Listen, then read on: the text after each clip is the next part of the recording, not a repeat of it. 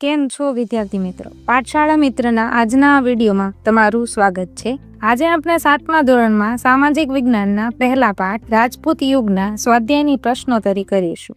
પ્રશ્ન 1. નીચેના પ્રશ્નના ઉત્તર એક વાક્યમાં આપો. પહેલો પ્રશ્ન છે, રાણીની વાવ કોણે બંધાવી હતી? રાણીની વાવ છે એ પાટણના રાજવી ભીમદેવ સોલંકીની રાણી ઉદયમતીએ બંધાવી હતી. એના પછી છે બીજો પ્રશ્ન, ચૌહાણ વંશના શાસકો આરંભમાં ક્યાં શાસન કરતા હતા? તો કે ચૌહાણ વંશના શાસકો જે છે એ આરંભમાં રાજસ્થાનના સાંભર સરોવર નજીક શાંગભરી નામના સ્થળે શાસન કરતા હતા.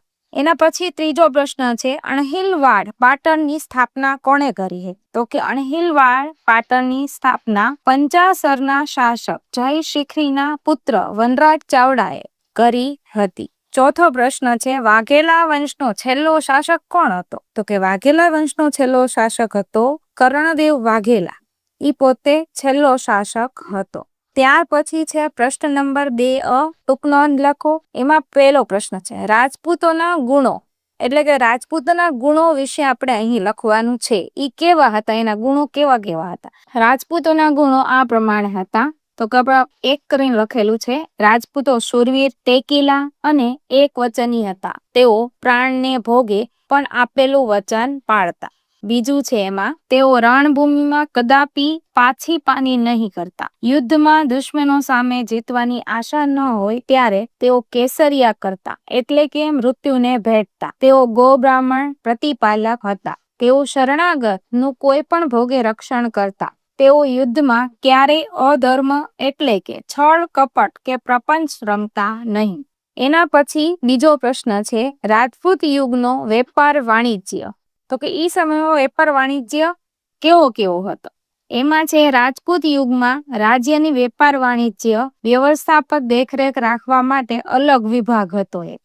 એ વિભાગ પરદેશ સાથેના પરની જકાત વસૂલાતની, વસ્તુઓની કિંમત નક્કી કરવાની અને લોકો માટે આવશ્યક ચીજ વસ્તુઓ મંગાવવાની વ્યવસ્થા કરતો હતો. એ સમયે જમીનની ઉપજનો 6ઠ્ઠો ભાગ કર રૂપે વસૂલ કરવામાં આવતો હતો. રાજપૂત યુગમાં જમીન પર નો જે કર હોય એ ભાગ નામથી ઓળખાતો હતો. રાજપૂત યુગમાં શહેરો ગામડાના જકાત લેવાના થાણા પર, સિંચાઈ પર, બંદરો પર કર ઉઘરાવવામાં આવતો હતો. ત્યાર પછી છે પ્રશ્ન 2b, નીચેના પ્રશ્નના ઉત્તર આપો. એમાં પહેલો પ્રશ્ન છે, ઉત્તર ભારતના કોઈ પણ 3 મુખ્ય રાજવંશોના નામ જણાવવાના છે આપણે. તો કે ભારતના મુખ્ય રાજવંશો, ઉત્તર ભારતના મુખ્ય રાજવંશોમાં ગઢવાલ વંશ આવી શકે, ચંદેલ વંશ, પરમાર વંશ, ચૌહાણ વંશ, સોલંકી વંશ, ચાવડા વંશ, વાઘેલા વંશ, પાલ વંશ, સેન વંશ વગેરે ઈ સમયમાં છે એ વંશો હતા. પછી છે દક્ષિણ ભારતના કોઈ પણ 3 જ આપણે દર્શાવવાના છે. મેં વધારે દર્શાવેલા છે પણ તમે 3 લખી શકો છો. દક્ષિણ ભારતના રાજવંશોના નામ નીચે મુજબ છે. એમાં છે ચાલુક્ય વંશ, રાષ્ટ્રકૂટ વંશ, પલ્લવ વંશ, ચોલ વંશ, ચેર વંશ વગેરે.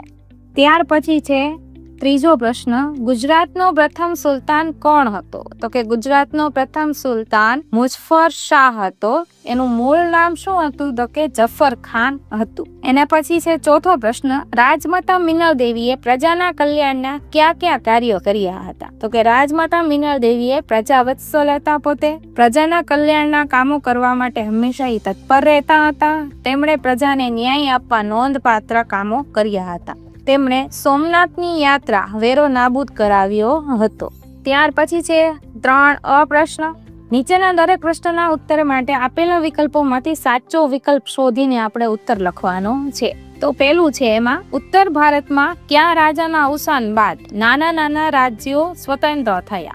તો એમાં તમને 4 ઓપ્શન આપેલા છે. એમાં એ છે પુલકેશી બીજાના, બી હર્ષવર્ધનના, સી મિહિર ભોજના કે ડી અશોકના. તેમાં જવાબ આવશે બી હર્ષવર્ધનના.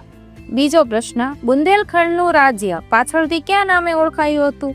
એમાં એ ઓપ્શન છે જેજાક ભુક્તિ, બી છે ઉજ્જયની, સી પ્રતિહારો કે ડી ચોલુક્ય. તો એમાં આવશે એ જેજાક ભુક્તિ. ત્યાર પછી ત્રીજું, માળવાના પરમાર વંશના શાસકોમાં નીચેનામાંથી કોનો સમાવેશ થતો નથી?